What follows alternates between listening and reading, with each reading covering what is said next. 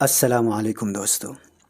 उम्मीद है कि आप सब ईमान और सेहत की बेहतरीन हालत में होंगे। इस्लामिक स्टॉक स्क्रीनर कंपनीज़ की जो स्क्रीनिंग करते हैं, उनका जो क्राइटेरिया है कंप्लायंस से रिलेटेड, तो वो दारुल उलूम देवबंद के फतवा को सामने रख के जो है स्क्रीनिंग करते हैं। ठीक है, तो इसका रीज़न क्या है, दारुल उलूम देवबंद ही क्यों, जबकि और भी दूसरे मदारिस के फतवा मौजूद हैं। सारी बातें इस वीडियो में डिटेल में जानेंगे, तो आप वीडियो को कंप्लीट देखिए। इंशाल्लाह आपको बहुत कुछ नया जानने को सीखने को मिलेंगे। तो जानते हैं इस्लामिक स्टॉक स्क्रीनर के जो टीम मेंबर हैं उनकी ज़ुबानी। तो वीडियो को शुरू करते हैं। जी अब जी यहाँ यही चीज को अगर अगर ये सोचे कि भी इसकी जरूरत क्या आई कि दारुल उलूम का फतवा, जब हम लोगों के पास एक ऑलरेडी एक दूसरे मदरसे का एक फतवा था। हाँ, ये भी एक अच्छा सवाल है कि आखिर क्या जरूरत थी। देखिए, दारुल उलूम देवबंद के वेबसाइट पर अगर आप जाइएगा तो मुख्तलिफ लोगों ने अपने अपने एतबार से सवाल किए हैं और उसका जवाब तो तकरीबन एक ही तरह का जवाब आपको मिलेगा, थोड़ा सा कमी बेशी के साथ, लेकिन जो बुनियादी जवाब है देवबंद की तरफ से वो एक ही जवाब है, क्योंकि बेस वही है। इसके हलाल या हराम होने पर जो जिस बात पे बेस है वो बेस एक ही है। तो फिर हमें क्या जरूरत थी इसको लेने के लिए? ठीक है, अच्छी बात है। सबसे पहले तो हम ये समझ लें कि हम लोग दारुल उलूम देवबंद के फतवे पर ही अमल करते हैं, ठीक है, और उसी बेस पर हमारा स्क्रीनिंग की जाती है। इस पर बाद साथियों की तरफ से एक सवाल ये आया था कि ये फतावा तो बहुत पुराना है, दारुल उलूम देवबंद में जो फतावा ऑलरेडी है वो बहुत बहुत पहले से है। यहाँ तक कि अपने पड़ोस मुल्क में भी फतावा मौजूद है, बहुत पहले से ही है ना, कई सालों से चल रहा है। तो चूंकि बाद साथियों ने कहा कि ये पुराना फतावा है, अब हम इस बहस की तरफ नहीं जाएंगे कि पुराना या नया फतावा क्या बोलना सही है या गलत, इस पर अभी हम नहीं जाएंगे, ठीक है। फतावा तो फतावा ही होता है, और जो रूल शेयर मार्केट के लाइन के हैं दारुल उलूम देवबंद की तरफ से वही बातें फतावा पर आती है, जो कि आप दारुल इफ्ता देवबंद के वेबसाइट पर जाकर देख सकते हैं, ठीक है। खैर, हमारी शरिया टीम ने इसकी जरूरत महसूस करी कि हम अपने सारे तरीकेकार को तफसील से लिखकर दारुल उलूम देवबंद के पास भेज दें, ताकि किसी को भी कोई भी कंफ्यूजन और डाउट न रहे। जब ये बात आई कि वो फतावा तो पुराना है जिसको आप लोग फॉलो कर रहे हैं, तो हमारे साथियों ने डिसाइड किया कि ठीक है, हम अपने सारे तरीकेकार को लिखकर जो हम करते हैं देवबंद के फतावे के बेस पर जो हम करते हैं प्रैक्टिकल, इसको लिखकर हम भेज देते हैं। और हमने भेजा भी इसको, ताकि कोई डाउट हो, कुछ चीजों को क्लियर। भेजने की एक वजह ये भी थी कि अगर हमारे तरीकेकार में कुछ कमी या बेसी हो रही है तो वो हमें निशानदेही कर दे, ताकि जाने अनजाने में अगर हम कोई गलती कर रहे हैं तो ठीक हो जाए। हो सकता फतावे में जो बात लिखी है हम उसको दूसरे एतबार से समझ गए होंगे, ऐसा भी हो सकता है। जी तो जी ये वेरीफाई करना जरूरी था।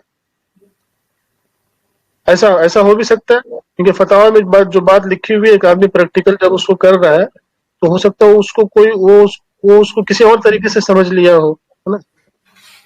जी तो हमने अपनी सारी बात लिखी ताकि हमारे तरीकेकार में अगर कुछ कमी बेसी है तो दारुल उलूम देवबंद जो इफ्ता है वो निशानदेही कर दें कि यहाँ आप गलत कर रहे हैं। तो ये तो हमारा पहले का मकसद ये था कि वहां से हमें पता चल जाए कि हमारे तरीके में कुछ कमी है तो वो बता दें। तो अल्हम्दुलिल्लाह, अल्लाह का शुक्र है कि दारुल उलूम देवबंद की तरफ से जो हमें जवाब मिला वो बिल्कुल तशफ़ी बख्श जवाब था, और हमारे तरीकेकार में कोई भी कमी उन्होंने नहीं बताई है। जी, कोई बहुत भी बहुत कमी अच्छा उन्होंने नहीं आपने बताई है, और उसमें कोई करेक्शन की जरूरत भी नहीं है, ऐसा उन्होंने नहीं कहा है। तो यानी वो सर्टिफाइड कर दिया है कि आप लोग जो कर रहे हो वो सही कर रहे हैं। तो उनका वो लिख देना ही कि आप जिस तरीकेकार पे काम कर रहे हो वो सही है, यही हमारे लिए एक सर्टिफिकेट है जिस पर हमें फख्र भी है, ठीक है। अल्हम्दुलिल्लाह। इसमें आगे एक चीज ये भी बता दूं, कुछ चीजें ऐसी भी थी कि जो क्लियर नहीं थी, कुछ चीजें ऐसी थी जो क्लियर नहीं थी पहले के फतावे में भी, जैसे कि ہمیں کام کرنا ہے اینول رپورٹ میں یا کوارٹرلی رپورٹ میں. یہ کہیں پہلے سے لکھا ہوا نہیں تھا, کسی بھی فتاوی میں یہ تفصیل سے کہیں درج کیا ہوا نہیں ہے. تو چونکہ ہم لوگ اینول رپورٹ پر کام کرتے ہیں تو ہم نے یہ بھی مینشن کیا اس میں کہ ہم لوگ اینول رپورٹ پہ کام کرتے ہیں. لیکن تو وہاں سے اس پر بھی مطلب پازیٹیو جواب آیا کہ یہ بھی کوئی مسئلہ نہیں, اینول رپورٹ پہ کام کر سکتے ہیں ہم. ایک پوائنٹ اور بھی اس میں یہ تھا کہ کیپٹل گین پر بعض لوگ پرجنگ کرنے کے لیے نہیں بولتے ہیں, صرف ڈیویڈنڈ پہ بولتے ہیں کہ پرجنگ کرنا چاہیے. لیکن ہمارا اپنا جو شریعہ ٹیم ہے وہ اس پر اتفاق رکھتی ہے کہ نہیں, کیپٹل گین پر بھی پرجنگ ہونی چاہیے. اور یہ بھی ہم نے اس میں لکھا تھا, تو اس کا بھی ہمارا وہاں سے پازیٹیو ہی جواب ہے کہ وہ بھی ٹھیک ہے. تو جو بھی ہم نے باتیں لکھی تھی تفصیل سے, اس میں وہ آپ ویب سائٹ پہ دیکھیں گے, اس میں لکھا ہوا پورے سوالات تفصیل سے لکھا گیا ہے, سب پر پازیٹیو جواب آیا.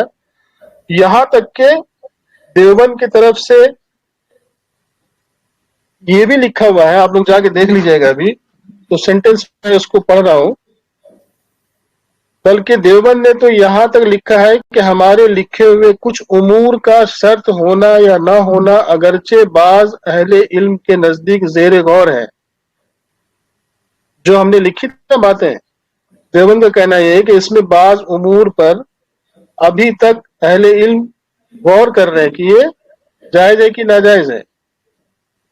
ٹھیک ہے, لیکن احتیاط کا تقاضا یہ ہے کہ اس پر بھی عمل کر لیا جائے. اور الحمدللہ ہم لوگ اس پر بھی عمل کر رہے ہیں, جس پر ابھی بھی پوری طرح اتفاق نہیں ہے کہ اس کو چھوڑ دیا جائے, وہ زیر غور ہے. لیکن احتیاط کا تقاضا ان لوگوں نے کہا ہے کہ اس کو آپ فالو کر لیں تو اور بہتر ہے.